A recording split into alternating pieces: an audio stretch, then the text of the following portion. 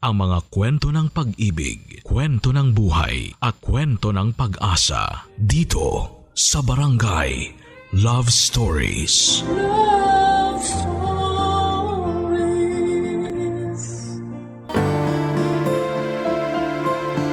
Habang tumatanda ka, mas natututo kang pahalagahan ang ating kaligayahan. At minsan ay dumarating ang pagmamahal sa pinaka hindi inaasahang oras at pagkakataon. Pero handa ka bang magmahal ng taong mas bata sa iyo ng maraming taon? Dear Papa Dudut, ang sabi nila minsan daw ang tao tumatanda ng paurong. Nakagagawa ng mga desisyon na walang ibang iniisip kung hindi ang mga sarili nila. Kasi nga ang gusto na lamang nila ay maging masaya at mag-enjoy sa buhay nila. Magandang tanghali, Papa Dudut, at sa mga kabarangay nating nakikinig ngayon. Just call me Martha. I'm 45 years old now at dating guro sa US. Doon na rin ako nakapag-asawa at bumuo ng pamilya. Kaya lang sa kasamaang palad, kakagraduate lamang ng unika iha ko nang mamatay ang asawa ko. At nang magkaroon ng trabaho ang anak ko ay nag-decide na akong umuwi na lamang ng Pilipinas at magtayo ng sariling negosyo. Maayos ang buhay ko sa lumipas na mga taon. Kahit madalas na mag-isa lamang ako, wala naman akong dapat na isipin kung hindi ang sarili ko. Bukod sa maayos naman ang negosyo ay maayos din naman ang buhay ng anak ko sa US. Kaya naman ang mga panahon na yon ay puro pag-i-enjoy na lamang sa buhay ang ginagawa ko, Papa Dudut.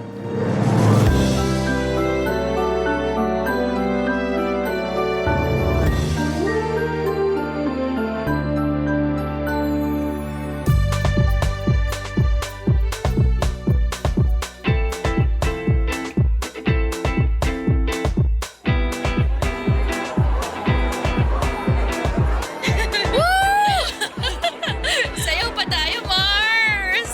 Mars! Pahinga muna tayo. Ano? Ang sabi ko, magpahinga muna tayo kasi nangangawit na yung binti ko sa kakasayaw natin dito. Ay, ano ba naman yan, Mars? Sabi ko naman kasi sa'yo, dalasan mo pagsama sa akin sa gym. Gagawin ko talaga nang maabutan ko naman yung kaseksihan mo. Pero sa ngayon, umupo muna tayo kasi sumasakit na talaga yung mga kasukasukan. Ay nako, tara na nga dun sa table. Grabe, Mars! Ang taas pa rin talaga ng energy mo no hanggang ngayon. Hindi may de-deny na hawak mo pa rin yung title na Queen of the Dance Floor. Ay nako, maka-Queen of the Dance Floor ka naman dyan. Totoo naman, Mars. Aba, tinalo mo pa sa pagsasayaw yung mga bagets na humahataw sa dance floor kanina. Ay, mga kulang kasi sila sa exercise, kaya ang bilis nilang mapagod. Kung kasing sipag mo lang talaga ako mag-exercise, nako, baka magkasing sexy pa rin tayo hanggang ngayon. Naalala ko tuloy ng mga kabataan natin. Nagbibilang pa tayo ng mga nanliligaw sa atin. Pero, ikaw ang palaging nananalo dahil hindi hamak na mas maraming nagkakagusto sa'yo. Sino ba naman kasing hindi magkakagusto sa Campus Muse at Queen of the Dance Floor ng batch natin? Ay naku, matagal naman na yun, Mars. At matagal na ring lumipas ang kagandahan ng kabataan natin. Ay, Mars, teka. May nakatingin dito. Papalapit! Hi ladies. Free cocktails nga pala para sa inyo. Wow! Free cocktails! Anong meron, Pogi? May special promo kasi kami tonight para sa mga best dancers sa floor kanina. Ay, kasama ba talaga ako dyan? O para sa kaibigan ko lang yan? Hoy, Lani, ano ba yung sinasabi mo? Nakakahiya naman sa kanya. Baka mamaya kung anong isipin eh. Naku, ayos lang yon miss. Magaling ka naman talagang sumayaw kanina. I'm Jeric nga pala, isa sa mga DJ sa resto bar na to. Ah! Oo, alam ko! Alam mo? Ibig sabihin, kilala mo na siya? Ay, hindi ko siya kilala, pero alam kong DJ siya. Kanina ko pa kasi siya nakikita na tumitingin sa'yo mula dun sa pwesto niya sa booth. Alam mo, Mars, kanina ka pa humihirit ng ganyan ha. Nakakaya na talaga dito kay Jeric. Jeric, pagpasensyahan mo na tong kaibigan ko ah. Ganyan lang talaga yung kakulit. Ayos lang, miss. I'm Martha nga pala at siya naman si Lani. Nice meeting you, ladies. I guess it's time for you to enjoy the drinks and the night. Thank you ulit dito sa cocktail na binigay mo ha. You're welcome, Martha. See you later. Tama ba yung narinig ko, Mars? Tinawag ka niyang Martha! Ano namang problema doon? Ayun naman talagang pangalan ko. Wala man lang miss, ma'am, o madam. Martha talaga? Ang FC ha? Alam mo, Mars, malakas ang kutob ko na type ka ng bagets na yan. Ay, grabe ka naman mag-isip, Mars. Nagbigay lang ng cocktail, type na kaagad ako. Eh bakit naman hindi? Kanina ko pa kaya siya napapansin na panay ang tingin niya sa'yo mula dun sa may DJ booth. Tsaka, aminin mo, yummy si bagets. Oo, pero alam mo namang hindi ako pumapatol sa mas bata pa sa akin, no?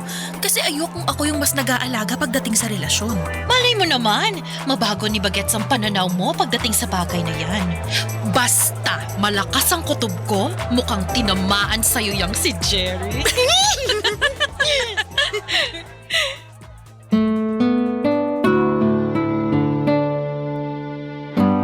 Papadudot, akala ko ay doon na matatapos ang pag-uusap namin ni Jeric dahil umuwi na rin kami noon ni Lani.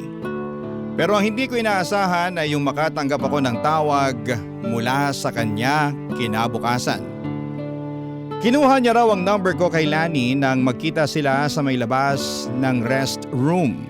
Matagal din kaming nag-usap noon sa tawag at ang dami ko na agad nalaman tungkol sa kanya. Dahil may pagkamadaldal pala siyang tao. Nakwento niya na bunso pala siya sa 5 magkakapatid. Siya na lamang ang walang asawa dahil lahat ng mga kapatid niya ay may kanya-kanya ng pamilya. Madalas ng araw siyang tinutokso kapag may family gathering. Hinahanapan ng girlfriend o babaeng pakakasalan niya raw balang araw. Ang sabi ko naman, bata pa siya sa edad niya na 27 noon. Marami pa siyang makikilala, lalo na sa nature ng trabaho niya. Nang sumunod na mga araw ay pinagbigyan ko na rin si Jeric na magkita kami sa labas. Sa isang coffee shop kami nakita. At aaminin ko na lalo akong nagwapuhan sa kanya noong araw na yon. Noong nakita ko kasi siya sa club ay nakasuot siya ng maluwag na t-shirt. Pawis ang mukha at medyo magulo ang buhok niya. Pero nang araw na nagkita kami sa coffee shop nakasuot ng polo shirt, nakaayos ang buhok at walang bahid ng pawis ang mukha niya. Napaka-komportable ng pakiramdam ko noon na kausap at kasama ko siya.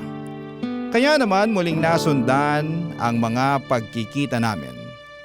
Mas naging close pa kaming dalawa hanggang sa tumatambay na rin siya noon sa bahay ko para manood ng movie Papadudot.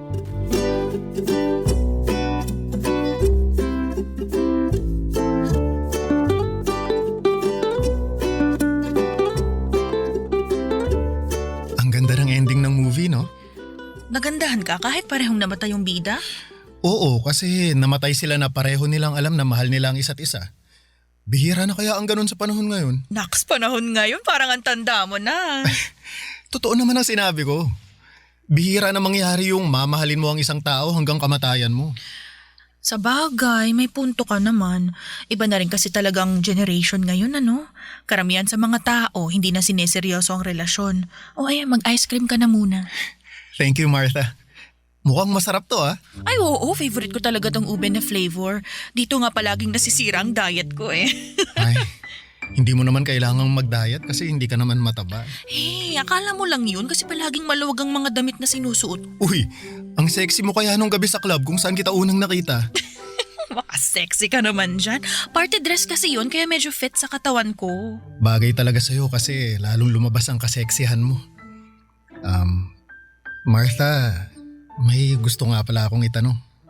Ano yun? Kaya ba hindi ka na nakipagrelasyon mula nung mamatay ang asawa mo? Kasi takot kang hindi seryosohin ang magiging karelasyon mo. At sino namang nagsabi sa'yo niyan? Si Lani? Hindi, hula ko lang yun. Bakit? Totoo ba? Alam mo, hindi naman ako takot pumasok sa relasyon. Siguro sabihin na nating sadyang masaya lang ako sa buhay na meron ako ngayon. Wala ka bang namimiss o hinahanap sa buhay na meron ka nung may asawa ka pa? Kaya naman ang ano? Gaya ng taong magpapasaya at magpapakilig sa'yo araw-araw. Minsan, kailangan din ng tao ng konting tamis sa buhay. Kung gusto ko ng tamis sa buhay, anytime pwede naman akong bumili ng ice cream na kagaya nitong hawak ko ngayon, ano? Hindi naman matamis na pagkain ang tinutukoy ko eh. Teka. Jeric! Bakit mo ko hinalikan? I'm sorry. Hindi ko napigilan ang sarili ko. Ayos lang. Wala namang problema para sa akin yung ginawa mo. Anong ibig mong sabihin? Okay lang na hinalikan kita? Oo, binata ka naman at matagal na akong byuda. Kaya wala akong nakikitang mali sa ginawa mo. Ibig sabihin, okay lang na halikan ulit kita? Hindi. Ha? Akala ko ba walang problema kasi pareho naman tayong single? Oo, pero ang ibig kong sabihin, mas okay kung ako ang hahalik sa'yo.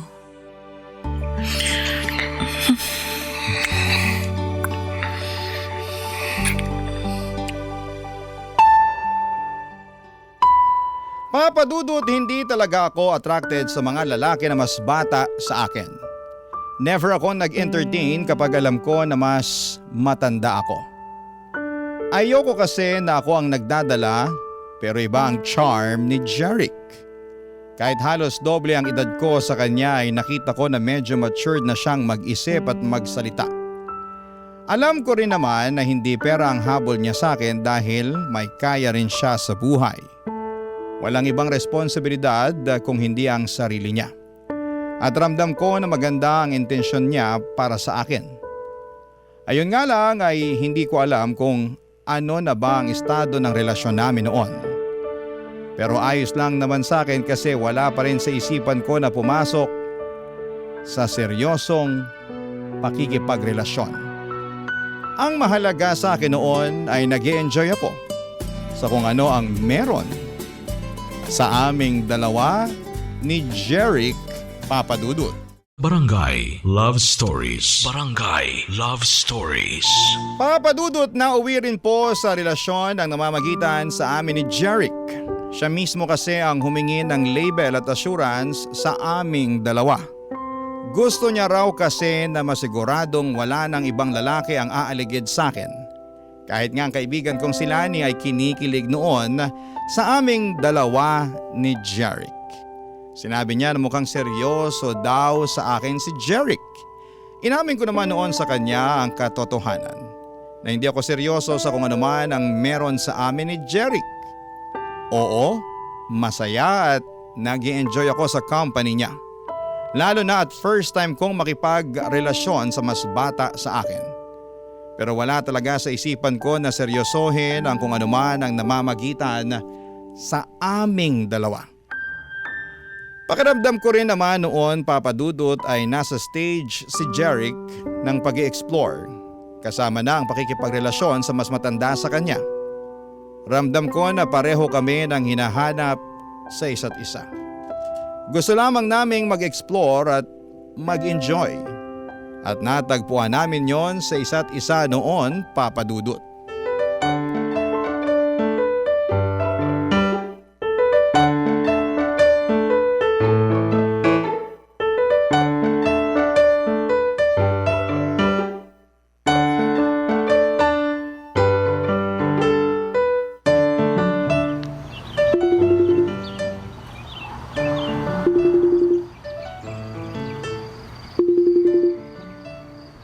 Mabuti naman at sinagot mong video call ko, Mars. Oh, bakit?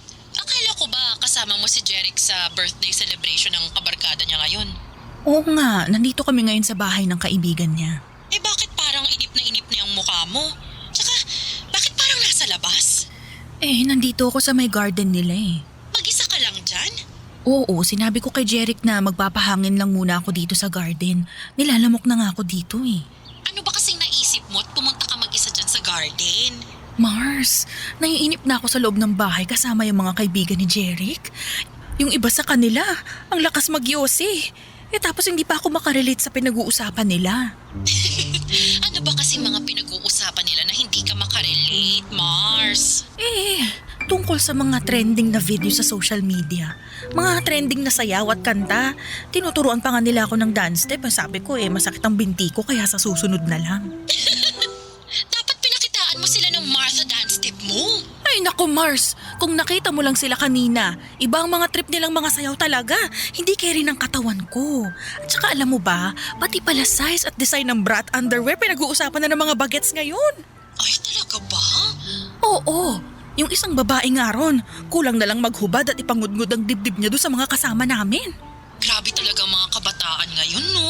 Ay naku, sinabi mo pa Mars. Akala ko liberated na ako sa lagay na to. Iba pa rin pala talaga yung mga kabataan ngayon. Ay, oo. Ibang-iba talaga sila ngayon kumpara sa atin. Pero, maiba ako. Alam mo, pakiramdam ko, seryoso na yan si Jeric sa relasyon yung dalawa. Ha? Bakit mo naman nasabi yan? Kasi pinakilala ka talaga niya sa buong barkada niya. Hindi ba normal naman yun? Kung kasing edad natin siya, walang espesyal dun sa ginawa niya. Pero dahil malayo ang agwat ng edad natin sa kanya, gusto niya na ipakita sa'yo at sa barkada niya na proud siya sa relasyon yung dalawa. Babe! Ay, Mars, nandito na pala si Jeric. Tawagan na lang ulit kita mamaya, ha? Ay, sige. Mamaya na lang natin ituloy ang tsikahan natin. Bye! Eto, iced tea oh. Thank you, babe. Bakit pala hindi ka na bumalik sa loob? Honestly, medyo naiinip kasi ako Hindi ako makasabay sa pinag-uusapan ng mga kaibigan mo. Ganun ba? Sobrang excited pa naman sila na makabanding ka. Lalo na si Paula, yung nagtuturo ng dance step sa'yo kanina. Hindi ko rin naman kasi masabayan yung dance step na tinuturo niya. Alam mo naman ako, hindi ako ganun sumayaw. Oo, alam ko. Sorry, binida ko kasi na magaling kang sumayaw pero iba nga lang sa mga trip nila. Ayos lang. Pasensya na rin kung hindi ako makasabay sa trip ng mga barkada mo, ha? Pero hindi mo naman kailangang pilitin na sumabay sa kanila Gusto mo ba umalis na lang tayo? Ha? Okay lang ba sa'yo? Oo naman. Ayoko na sayangin mo yung oras mo dito nang dahil sa akin, lalo na kung hindi ka naman pala nag-e-enjoy. Mabuti pa, manood na lang tayo ng sine. Maaga pa naman kaya siguro may mapipili pa tayo ng magandang movie. Sige. Mas gusto ko nga yung idea mo na yan, babe. Sige, ako na lang ang taya ngayon sa movie ticket at popcorn natin. Uy, teka, anong ikaw? Ako ang taya kasi ako ang nagyaya na lumabas tayo ngayon Kaya tara, magpaalam muna tayo sa mga kaibigan ko bago tayo umalis. Papadudot yun ang unang pagkakataon na nakilala ko ang mga kaibigan ni Jeric. Ayoko pa nga sanang sumama kaya lang ay napilitan na rin ako nang medyo magdrama siya sa akin. 3 buwan na rin kasi ang relasyon namin noon at matagal na niya akong kinukulit na gusto na niya akong ipakilala sa mga kaibigan niya. Palagi raw kasi niyang kinukwento sa kanila at sobrang curious na sila na makilala ko. Kaya naman nang magpa-party ang best friend niya para sa birthday nito ay pumayag na akong sumama para makilala ito at iba pang mga kaibigan ni Jeric. Sa totoo lang, isa sa mga dahilan kung bakit ayaw ko makipagrelasyon sa mas bata sa akin ay yung mga bagay na kinasanayan nila. Mga party, alak, vape at kung ano-ano pa. Kahit na ilang taon akong tumira sa US ay hindi ako kasing liberated na mga ibang kabataan ngayon. At yung mga kaedad ni Jeric. Hindi rin ako makarelate sa mga pinag-uusapan nila na trending sa social media dahil hindi ako madalas na mag-internet talaga papadudot. Bagay na nararamdaman ko ang pagkakaiba.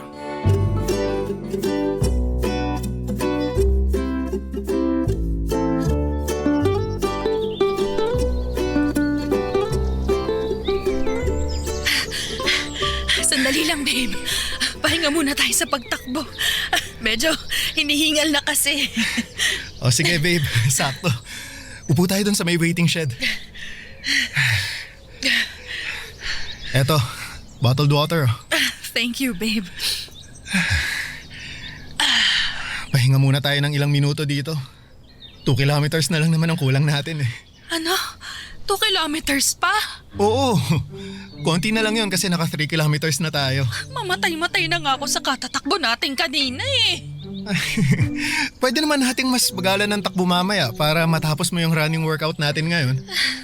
Ay, sige. Ang mahalaga naman eh matapos ko kahit hindi ganun kabilis, tama ba? Oo, kahit lakad takbo pa ang gawin natin mamaya.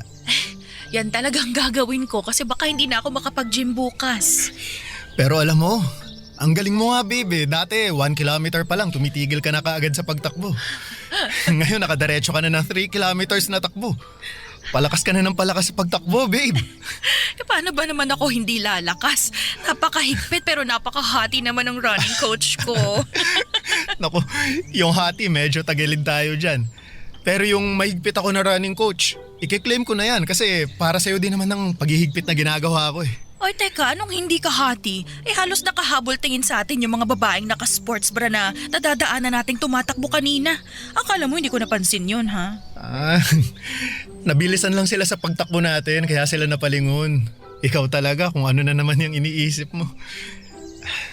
Babe, di ba nabanggit mo na mahilig ring mag-jogging si Trish? Palagi nga niya akong sinesenda ng picture niya sa mga fun run na sinasalihan niya sa US. Madalas din siya nagkikwento tungkol sa personal record na nahihit niya sa pagtakbo niya. At natutuwa talaga ako kapag yun ang topic namin dahil alam ko na pinaghirapan niya yun. Nakakatuwa naman at yun ang madalas niyang ikwento sa'yo. Ay, naku, oo. Kaya nga nakahiligan ko rin ng pagtakbo dahil sa kanya.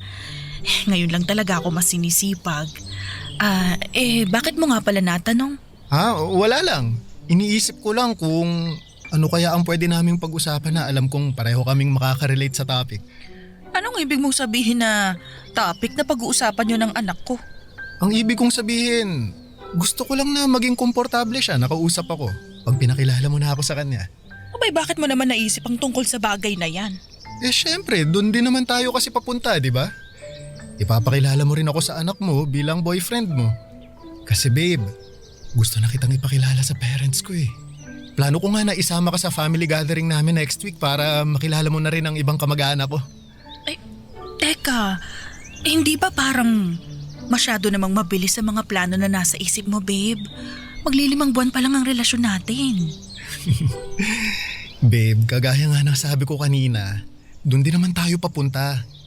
Ipapakilala mo ako sa anak mo at ikaw naman, ipapakilala ko sa pamilya ko. Kaya bakit pa natin patatagalin yun? Pwede naman natin gawin yun habang maaga pa. Huwag kang mag-alala.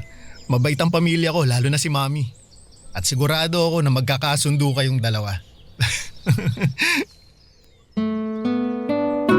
Papadudot, nagulat talaga ako nang sabihin ni Jeric na gusto na niya akong ipakilala sa pamilya niya. Nang marinig ko yun mula sa kanya ay kinabahan talaga ako. Hindi dahil sa excitement, kung hindi alam kong gusto ng iba na ang gustong mangyari ni Jeric sa relasyon namin.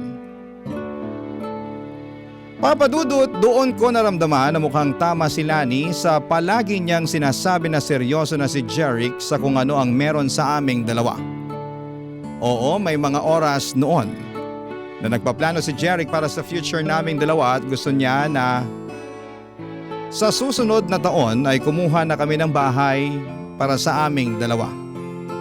Gusto niya rin na pagkatapos daw ng kasal namin ay sa ibang bansa kaming mag-honeymoon.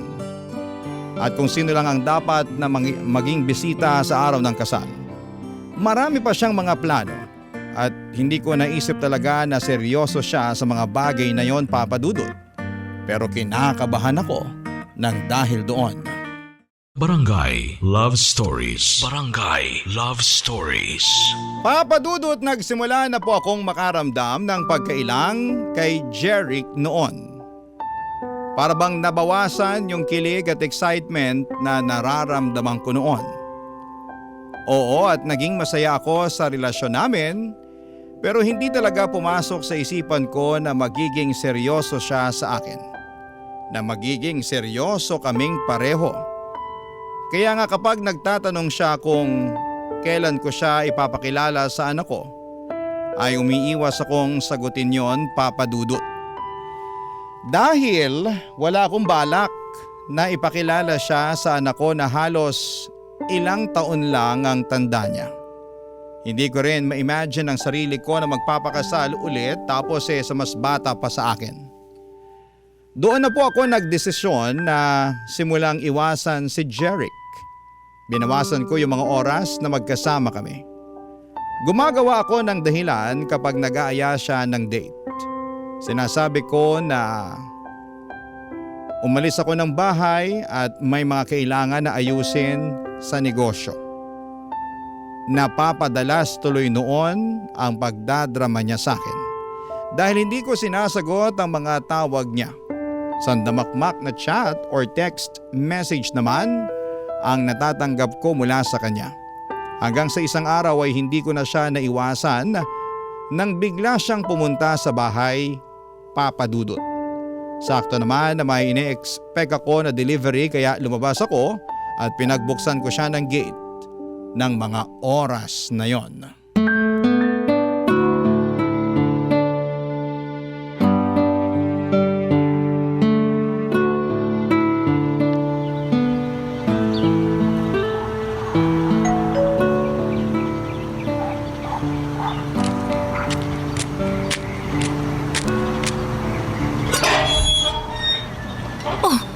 Jeric, ikaw pala yung nag-doorbell.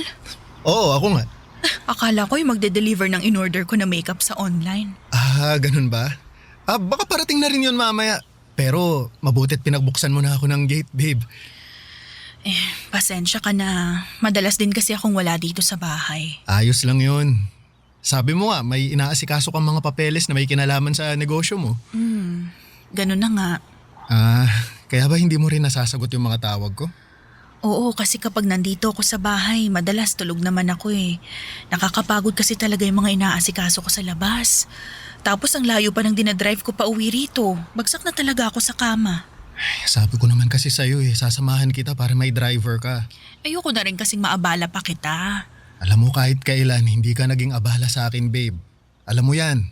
At alam mo rin na ayokong masyado mong binibigay sa akin ng mga oras mo. May trabaho ka at sariling buhay na dapat asikasuhin. Pero parte ka naman ng buhay ko kaya dapat inaasikaso din kita, babe. Kaya kong asikasuhin ang sarili ko. Hindi ka dapat mag-alala sa akin, Jeric. May problema ba tayo? Ha? Wala naman. Sigurado ka? Jeric, pwede bang sa ibang araw na lang tayo mag-usap? Gusto ko sanang... Kung wala tayong problema, bakit tinatawag mo ako sa pangalan ko at hindi babe? Pwede bang sa ibang araw na lang natin pag-usapan to? Teka nga. Jeric! Iniiwasan mo ba ako? Please, gusto ko sana muna magpahinga. Gusto ko lang namang malaman kung ano bang dahilan ng pag-iwas mo sa akin, babe. Kung may nagawa ba akong hindi mo nagustuhan, pwede mo naman kasi akong kausapin eh. Ano? Gusto mo ba talagang malaman, Jeric? Gusto ko ng space. Space? Bakit? Anong nagawa kong mali para humingi ka ng space sa akin? Wala, okay? Wala kang nagawang kahit anong pagkakamali. Gusto ko lang huminga muna. Yung makakakilos ng hindi ko kailangan ipaalam sa'yo yung bawat galaw ko. Babe, kung nasasakal ka lang pala sa ginagawa ko, pwede naman akong mag-adjust. Hindi mo naman kailangan sagutin palagi lahat ng mga chat o tawag ko sa'yo eh. O kung gusto mo, babawasan ko rin ang mga pag-chat o tawag ko. Babe, hindi mo kailangan humingi ng space sa akin. Hindi mo ba talaga nakukuha yung point ko, Jeric? Gusto ko lang namang maintindihan mo na pwede naman nating ayusin to nang hindi tayo lumalayo sa isa't isa eh. Pero space nga mula sa'yo ang gusto ko. Yun ang gusto ko na ibigay mo sa akin. Martha, please. Martha, huwag mo naman gawin sa akin to. Umalis ka na, Jeric. Martha! Huwag ka nang gumawa ng gulo dito. Umalis ka na. At kung pwede lang ha, huwag mo kong i-chat o tawagan. Gusto ko munang matahimik ang mundo ko mula sa'yo. Kaya please lang, layuan mo muna ako. Papa Dudut, ilang araw pa akong kinulit ni Jeric noon hanggang sa tuluyan na niya akong binigyan ng space. Sa totoo lang ay medyo nakahinga ako ng maluwag nang sa wakas ay nagawa kong humingi ng space sa kanya. Medyo nasasakal at nauumay na rin kasi ako sa sobrang kaswitan niya. At hindi ko na rin gusto ang mga planong binubuo niya para sa aming dalawa. Ayoko na siyang paasahin pa, Papa Dudut. Ayoko nang isipin niya na pareho kaming seryoso sa relasyon naming dalawa. Hindi ko naman kasi talaga alam na aabot sa puntong gusto niya akong pakasalan sa hinaharap. Nabanggit niya pa nga noon na kung hindi ko na raw siya mabibigyan ng anak, ay pwede naman daw kaming mag-ampon at sigurado daw siya na magiging mabuti pa rin kaming mga magulang. Yung mga plano niya na yon ay wala sa mga plano ko para sa sarili ko. Kaya bago pa mas lumalim ang nararamdaman niya para sa akin ay tinapos ko na ang namamagitan sa aming dalawa, Papa Dudut.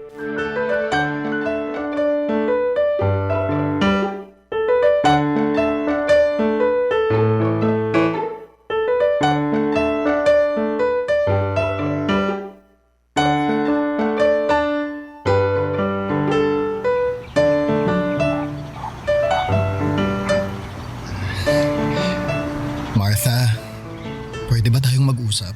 Mars, hintayin na lang kita sa parking para makapag-usap muna kayo ni Jerry. Sige, Mars. Tungkol saan pa bang gusto mong pag-usapan natin ha, Jeric? Siyempre, Jeric, hindi pa ba malinaw sa'yo ang lahat? ang alin ba, Martha? Humingi ka lang naman ng space sa akin, di ba? At binigay ko yun sa'yo. Siguro naman oras na para ayusin na natin tong dalawa. Wala na nga tayong dapat ayusin. Hindi mo pa rin ba talaga nakikita yun? Pero ano ba talagang nagawa akong mali, Martha? Bakit bigla na lang gusto mo nang tapusin ang relasyon nating dalawa? Dahil alam kong wala nang patutunguhan tong ginagawa natin. Itong relasyon natin. Paano walang patutunguhan? Martha, seryoso ako sa'yo. Alam mo yan.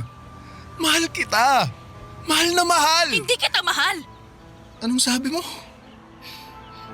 I'm sorry, pero kailangan na nating tapusin ang lahat sa ating dalawa.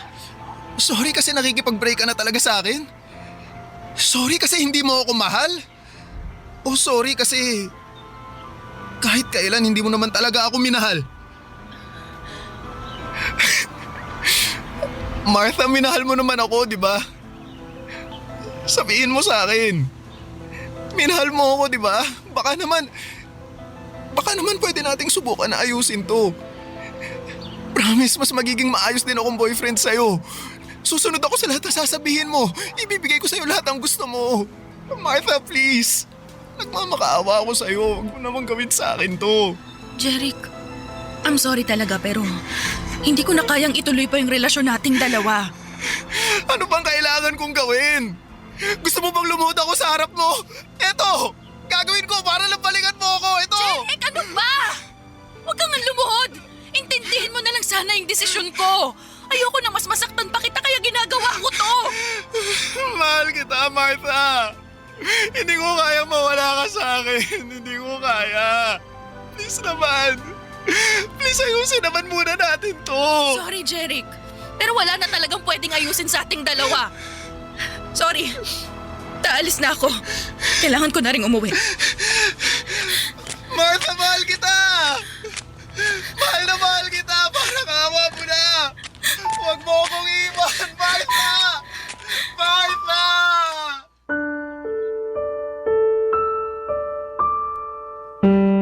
Papa Dudut, hindi rin naman naging madali sa akin ang pakikipaghiwalay kay Jeric. Kahit paano ay naging espesyal siya sa akin at aaminin ko na napakilig niya rin talaga ako. Para akong bumata ng 10 taon ang mga panahon na magkarelasyon kaming dalawa. Wala siyang ibang pinaramdam sa akin kung hindi puro kilig at saya lamang. Siguro kung nakilala ko siya noong kabataan ko at pareho kami ng edad ay baka siya na ang nakatuluyan ko. Pero hindi ngayon na gusto ko na lamang mag-enjoy sa buhay na mag-isa. Hindi rin kagad sumuko noon si Jeric, Papa Dudut. Sinubukan niya pa rin gumawa ng paraan para magkabalikan kami. Sa kabila ng ilang ulit na pagtataboy ko sa kanya, may ilang beses pa siyang pumunta sa bahay para subukan na kausapin ako. Pero hindi na ako lumalabas para harapin siya. Kinukulit niya si Lani na tulungan siyang makausap ako at may isang beses na pumunta siya sa bahay na lasing at sumisigaw sa labas. Napilitan akong lumabas para kausapin siya. Halos sumagulhol ulit siya at nagmamakaawa na balikan ko siya. Hindi ko na rin tuloy napigilan ang sarili ko na maluha noon dahil sa awang nararamdaman ko. Hindi ko naman talaga gustong paasahin at saktan si Jeric noon. Gusto ko lamang na mag-enjoy sa buhay at maging masaya. At kahit ramdam ko kung gaano kaseryoso sa akin si Jeric ay hindi ko na siya pwedeng paasahin pa. Dahil alam ko na magkaiba kami ng pananaw sa buhay.